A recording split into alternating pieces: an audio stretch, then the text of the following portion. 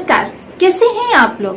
Friends, आज हम बात करने वाले हैं आपके आधा वर्ष की, यानी कि जुलाई से लेकर दिसंबर तक। तो ये जुलाई से लेकर दिसंबर आपके लिए किस तरीके से विशेष रहने वाला है, आपके जीवन में क्या नए परिवर्तन होने वाले हैं। देखिए, काफी सारे वीडियोस देखे जा चुके हैं, उनमें सब कुछ अच्छा ही अच्छा देखने के लिए होता है। इसकी थ्योरी भी आपको हम बताएंगे इस वीडियो में। बहुत विशेष ये वीडियो होने वाला है।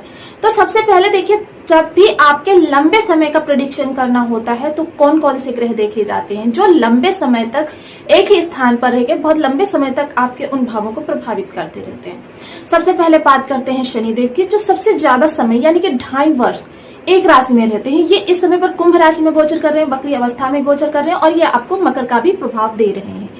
दूसरी बारी आती है राहु और केतु की। ये 18 महीने एक स्थान पर गोचर करते हैं। 18 महीने एक स्थान पर रहने के बाद ये आपके जीवन को या तो बहुत ही खुशहाल कर देते हैं या फिर इसके विपरीत एकदम से विषम परिस्थितियों में आपको बांध देते हैं।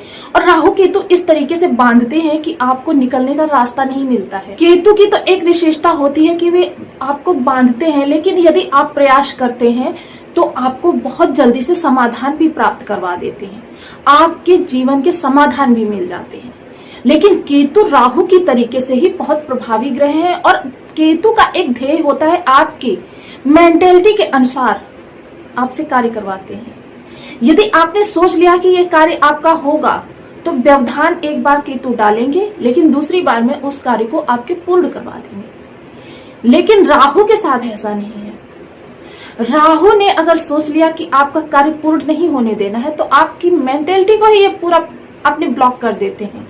आपके दिमाग में वो चीजें आएंगी ही नहीं कभी जो चीजें आपके जीवन को आगे की ओर लेकर जा सकते हैं। 18 महीने ये आपके मुख्य भाव को प्रभावित करते रहते हैं। 18 महीने यानी कि ये इस समय मीन राशि में गोचर कर रहे हैं। अक्टूबर 2023 को इन्होंने यहाँ पर प्रवेश किया था। इसके बाद में बारी आती है गुरुदेव की। गुरुदेव एक बहुत ही महत्वपूर्ण ग्रह है धन के लिए, प्रेम के लिए, जीवन में उन्नति के लिए, विवाह के लिए, संतानोत्पत्ति के लिए, धन आगमन के लिए, धन संचयन के लिए, आपके कार्यों को अनवरत रूप से आगे बढ़ने के लिए, हर चीज के लिए गुरु का होना बहुत आवश्यक है।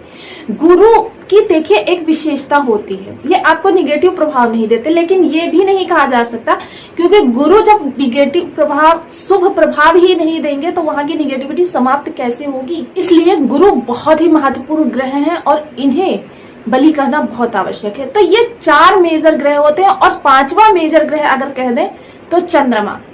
अब आप लोग कहेंगे चंद्रमा मेजर कैसे हो गया, तो चंद्रमा बहुत ही मेजर ग्रह होता है क्योंकि 2.25 दिन में, और चंद्रमा की चाल के अनुसार ही आपके दिन की गणना होती है।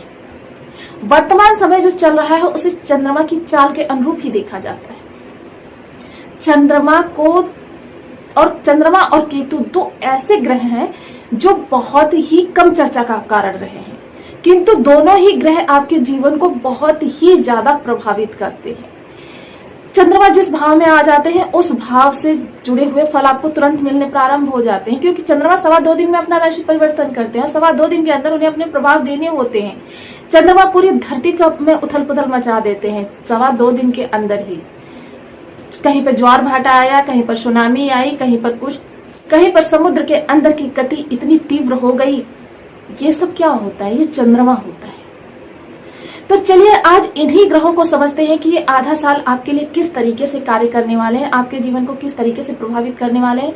बहुत महत्वपूर्ण विश्लेषण होगा, तो बने रहिए हमारे साथ इस वीडियो में एंड तक, आपको बहुत कुछ जानने। यदि आपके लग्न में 10 नंबर बना हुआ है तो ये राशिफल आपके लिए, यदि कुंडली में कहीं भी चंद्रमा के साथ 10 नंबर बना हुआ है तो भी ये राशिफल आपके लिए। कुंडली ना होने की स्थिति में आप इसे नाम राशि से भी देख सकते हैं। यदि अभी तक आपने अपने इस चैनल को सब्सक्राइब नहीं किया है तो प्लीज सब्सक्राइब कर लीजिए, वीडियो को लाइक कर दीजिए, चैनल को शेयर कर दीजिए। इससे होगा क्या कि हमारे आने वाले हर वीडियो की नोटिफिकेशन मिल सकेगी आपको सबसे पहले। एक प्यारा सा कमेंट करना बिल्कुल ना भूलें। देखिए, प्रभु का नाम लिखना भी ना भूलें। तो चलिए आगे प्रारंभ करते हैं। देखिए, इस समय कुंभ राशि से गोचर कर रहे हैं, यानी कि आपके धन भाव से गोचर कर रहे हैं शनिदेव। 3य भाव से गोचर कर रहे हैं राहुदेव।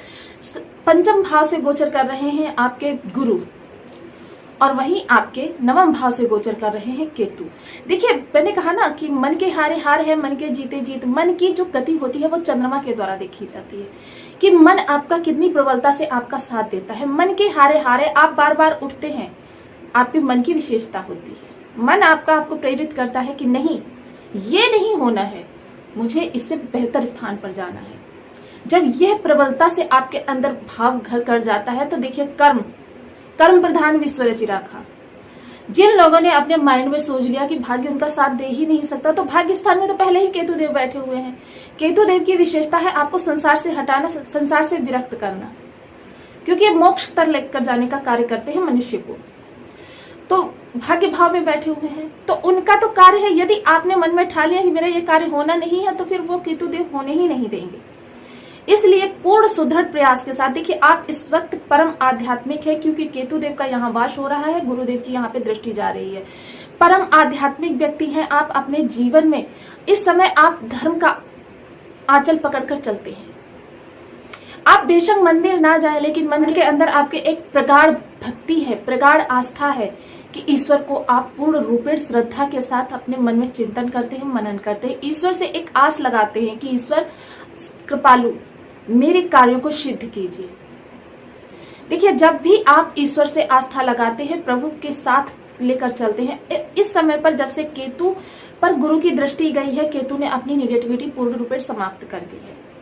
हस्त नक्षत्र में इनका गोचर हो रहा है, चंद्रमा के नक्षत्र में। चंद्रमा क्या है? परम शांति, परम आध्यात्मिक। मैंने पिछला एक वीडियो उत्तरा भाद्रपद का बनाया था इस समय, तो उसमें मैंने बताया था कि राहु केतु एक तड़प है। तड़प यानी कि दो हिस्से हो चुके हैं एक व्यक्ति के, उससे आप किस चीज की अपेक्षा करते हैं, सुख की या पीड़ा की? तो राहु केतु आपको सिर्फ पीड़ा ही प्रदान कर सकते हैं। तो केतु क्या है? यहाँ पर अब शांति के आचरण में आ गए हैं। शांति, जब इन्हें शांति मिलेगी तो ये आपको भी शांति प्रदान करेंगे, यानी कि आपके कार्यों को भी सिद्ध करवाएंगे। आपको भाग्य का साथ मिलता हुआ दिखाई देगा। और जब भाग्य का साथ मिलता है, देखिए, आप मेहनत करते हैं, प्रयास करते हैं, 99 तक वर्क को लेकर जाते हैं अपने कार्यों को, लेकिन क्या होता है कि आपके भाग्य का साथ ना मिल पाने के कारण वो वहां पर स्टॉप करना पड़ता है, या फिर से आपको नए तरीके से शुरुआत करनी पड़ती है। जीवन निरंतरता का नाम है, तो यहां से अब भाग्य का साथ मिलेगा। लेकिन केतु की एक और विशेषता है कि केतु की सीधी दृष्टि जा रही है लग्न पर, और लग्न पर जब दृष्टि जाती है केतु की, या लग्न से किसी तरीके से संबंध बनता है, आपकी रातों की नींद गायब हो जाती है। यदि आपके साथ भी ऐसा पिछले काफी समय से हो रहा है, अक्टूबर से, तो प्लीज मुझे कमेंट में इस बात को जरूर बताइएगा। क्योंकि केतु का जब भी लग्न से संबंध होता है, आपकी रातों की नींद चली जाती है। केतु आपको रातों को सोने नहीं देते हैं। आप अपनी स्थितियों का अवलोकन करते रहते हैं, और कभी घंटे 2 घंटे को नींद आ भी जाती है, तो फिर आप अचानक से ऐसा लगता है कि किसी ने आपको जगा दिया, और आप तुरंत उठकर फिर से उन्हीं स्थितियों में भ्रमित हो जाते हैं। केतु की ये विशेषता होती है। तो अब केतु इन सब चीजों को समाप्त करने की ओर अग्रसर है। देखिए, एकदम से कोई भी ग्रह जो है अपनी गति नहीं बदलता है। आप एक तेज गति से जाती हुई ट्रेन को एकदम से रोकने का प्रयास करें, क्या वो रुक जाएगी? और अगर रुकेगी भी तो स्थितियां बहुत ही अनियंत्रित हो जाएंगी। तो यही चीजें ग्रहों के साथ भी हैं। ग्रह अपनी सामान्य अवस्था को चलते हुए यदि उनमें विराम उत्पन्न हो जाए, तो आपके लिए स्थितियां भयावह उत्पन्न हो जाएगी। वहीं इस समय एक ग्रह और मेजर रोल प्ले कर रहा है इस आपके भाग्योत्पत्ति समय में, बुधदेव। बुधदेव यहाँ पर चंद्रमा के घर में वक्री हो गए हैं। यहाँ पर ये कर्क और सिंह के बीच में 47 दिन रहेंगे। तो ये वक्री अवस्था जो इनकी रहेगी, यह आपके लिए बहुत ही प्रभावी रहेगी, क्योंकि बुध बहुत ही योग कारक प्लेनेट होते हैं आपके जीवन में। इनकी सीधी दृष्टि आपके लग्न को प्रभावित करेगी।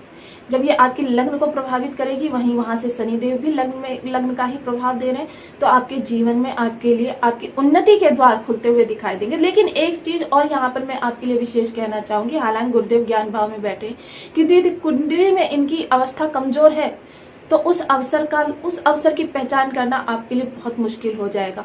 यदि आपने इस समय पर अवसर को खो दिया, यह वो समय होगा जब आपके जीवन में लाइफ चेंजिंग अवसर आपको मिलने वाला है। वह अवसर यदि आपने खो दिया, तो भविष्य में शायद ही ऐसा अवसर आपको कभी प्राप्त। तो अब ज्योतिष के मर्मज्ञों के अनुसार हमें कुछ विशेष उपायों की भी बात कर लेनी चाहिए। तो आज की चर्चा जो है, देखिए, हमने यहीं पर विराम दे दिया है, क्योंकि अब चर्चा यदि ज्यादा करेंगे तो वीडियो काफी लंबी हो जाएगी। तो इसके लिए हम पार्ट 2 की कोशिश करेंगे। तो यहाँ पर देखिए, सबसे पहले जो ये आप हमने चर्चा की चंद्रमा और केतु की, तो आज के उपाय जो है चंद्रमा और केतु से ही जुड़े हुए। देखिए सावन माह चल रहा है, चंद्रमा के लिए बेहतर विशेष समय है ये तो, और अगर कहें तो केतु भी आपके इस समय पर आपको शुभ परिणाम प्रदान कर सकते हैं यदि आप भोलेनाथ जी की आराधना इस एक माह, क्योंकि एक माह बहुत विशेष होता है आपके चंद्रमा को प्रबल करने के लिए। चंद्रमा के जो आराध्य देव हैं वो हैं भोलेनाथ, केतु के जो आराध्य देव हैं वो भी भोलेनाथ हैं। तो भोलेनाथ की यदि इस समय पर आप पूजा करेंगे तो आपके लिए बहुत ही शुभकारी समय है। सावन माह चल रहा है, आप प्रातः स्नान करें, उसके बाद एक लोटा जल लें, उस एक लोटे जल में थोड़ा सा कच्चा दूध डालें, थोड़ा सा शहद डालें, इससे आपके मंगल भी आपको शुभ परिणाम देना प्रारंभ कर देंगे।